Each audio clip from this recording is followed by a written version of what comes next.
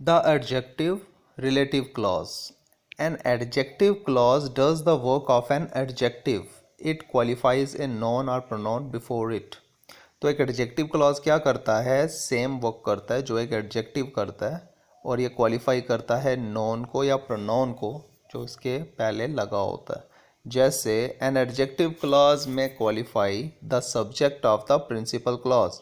तो एक एडजेक्टिव जो क्लॉज जो है ये क्वालिफाई किसे कर रहा है, सब्जेक्ट को, प्रिंसिपल क्लॉज के सब्जेक्ट को. जैसे for example the man who committed the murder has been arrested.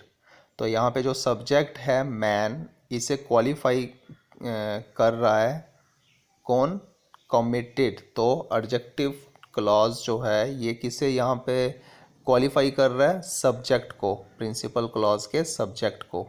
इसी तरह से the object of the principal clause. तो प्रिंसिपल क्लॉज के ऑब्जेक्ट को क्वालिफाई करता है. जैसे for example God helps those who help themselves. तो यहाँ पे जो ऑब्जेक्ट है दोज, इसे क्वालिफाई कर रहा है, प्रिंसिपल क्लॉज के ऑब्जेक्ट को क्वालिफाई कर रहा है. इसी तरह से a noun pronoun which is the complement of the verb.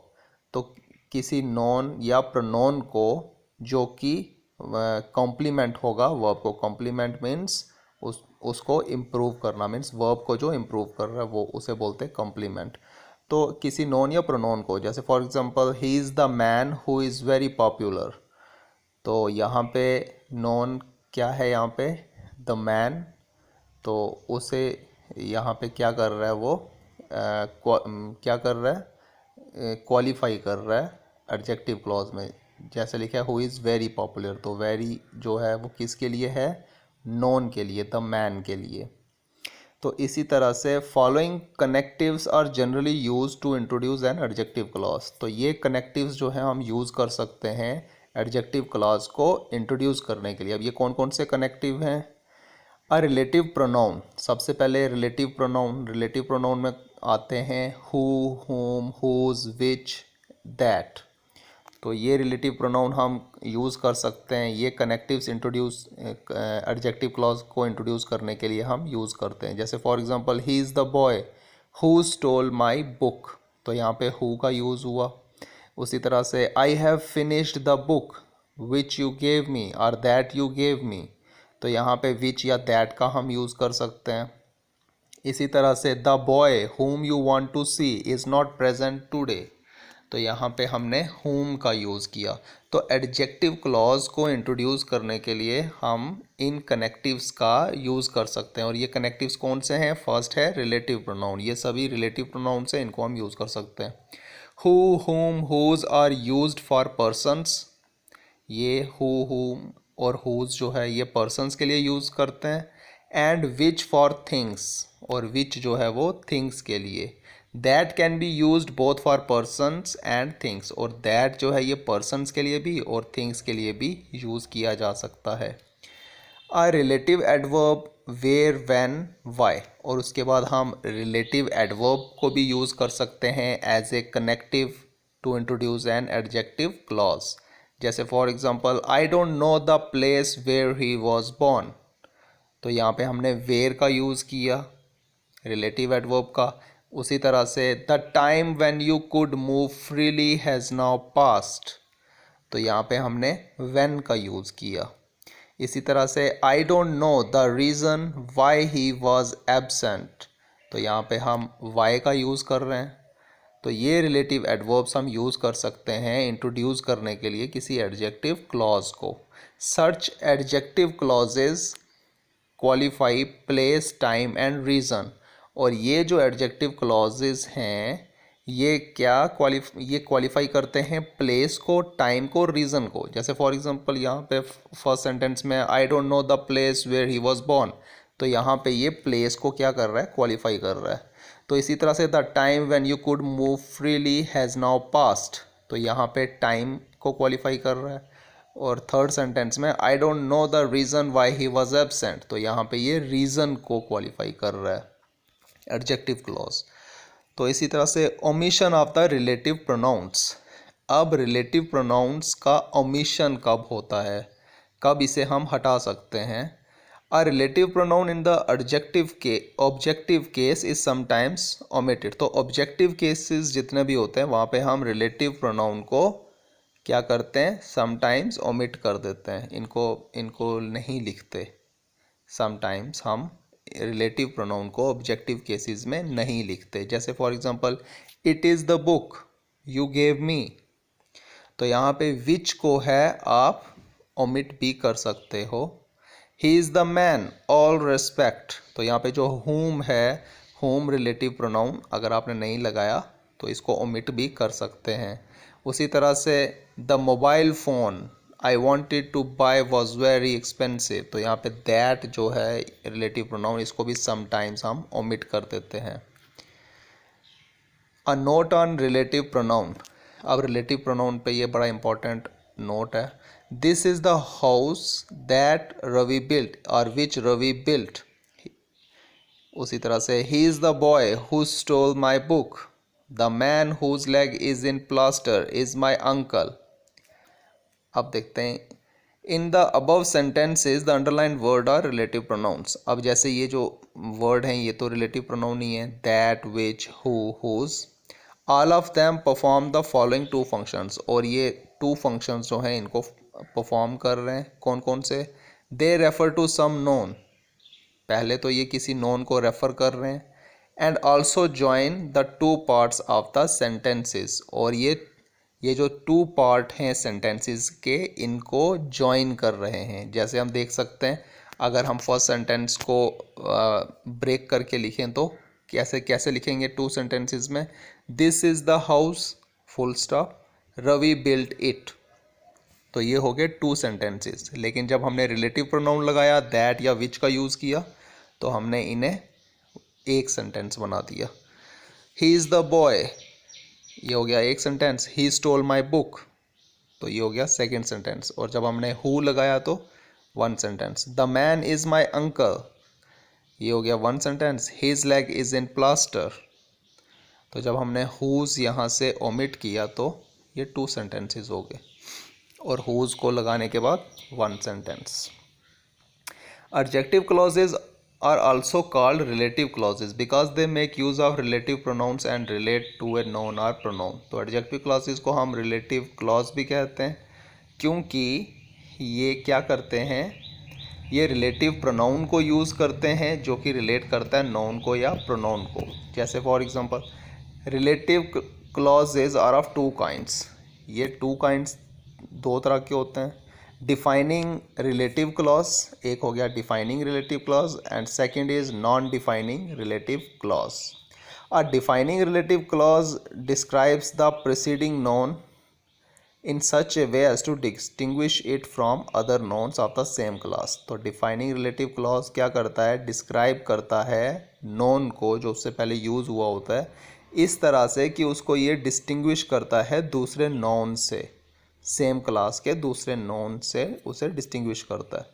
It gives essential information in order to identify who और what is being talked about. और ये हमें एसेंशियल इन्फॉर्मेशन देता है कि हम आइडेंटिफाई कर सकें कि किसके बारे में बात हो रही है.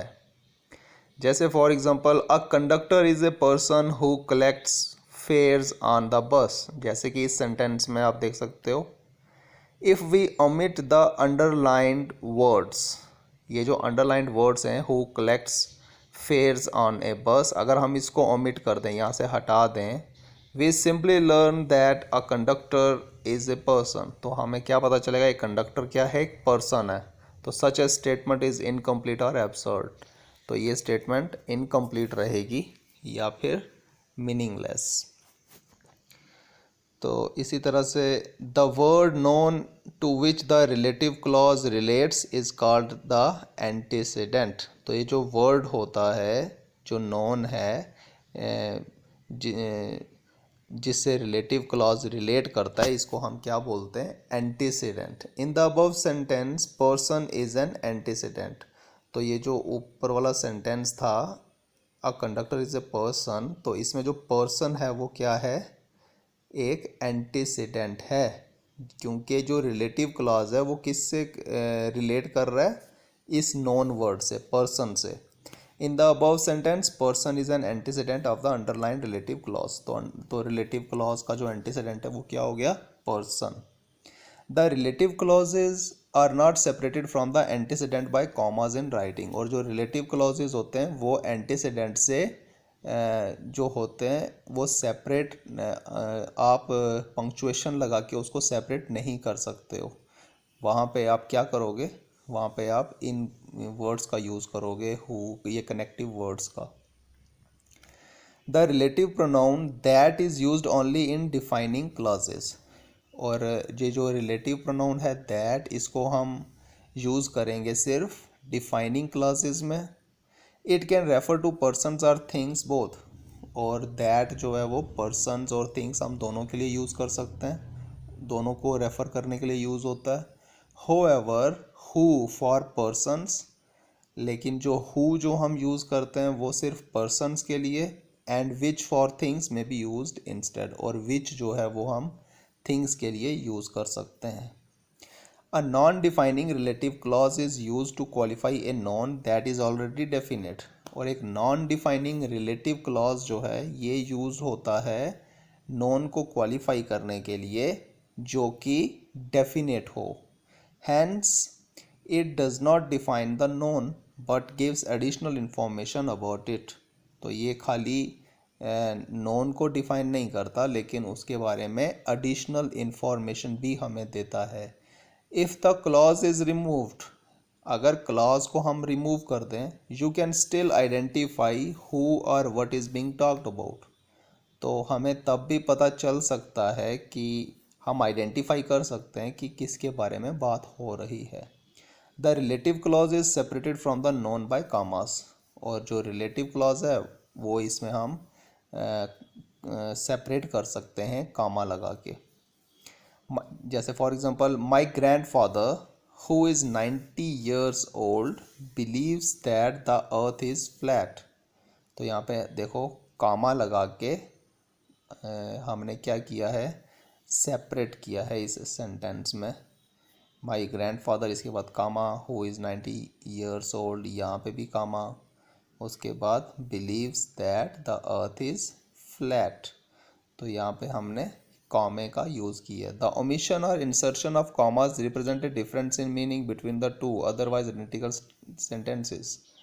तो ये जो कामा लगाना या नहीं लगाना ये एक डिफरेंस पैदा करता है मीनिंग में, नहीं तो अदरवाइज़ ये आइडेंटिकल सेंटेंसेस ही लगेंगे। जैसे for example, my sister who lives in New York is here these days. अब इस सेंटेंस में कोई भी कॉमा नहीं है। सेकेंड सेंटेंस देखते हैं, my sister who lives in New York is here these days. अब यहाँ पे माई सिस्टर के बाद comma, who lives in New York के बाद comma, is here these days. अब देखते हैं इन दोनों में डिफरेंस क्या है। Difference, the absence of commas in A implies that I have more than one sister and the one who lives in New York is here.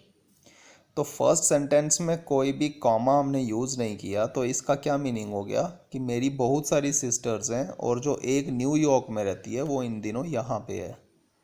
The presence of commas in B implies that I have only one sister and she lives in New York and that she is here. तो अब second में माई sister के बाद comma लगाया तो उसका क्या meaning हो गया कि मेरी एक ही सिस्टर है जो कि न्यूयॉर्क में रहती है, इन दिनों वो यहाँ पे है। The relative pronoun can not be omitted in non defining relative clauses. तो ये भी एक बहुत इंपॉर्टेंट पॉइंट है कि जो रिलेटिव प्रोनाउन है उनको हम ओमिट नहीं कर सकते जो नॉन डिफाइनिंग रिलेटिव क्लॉज होते हैं उनमें।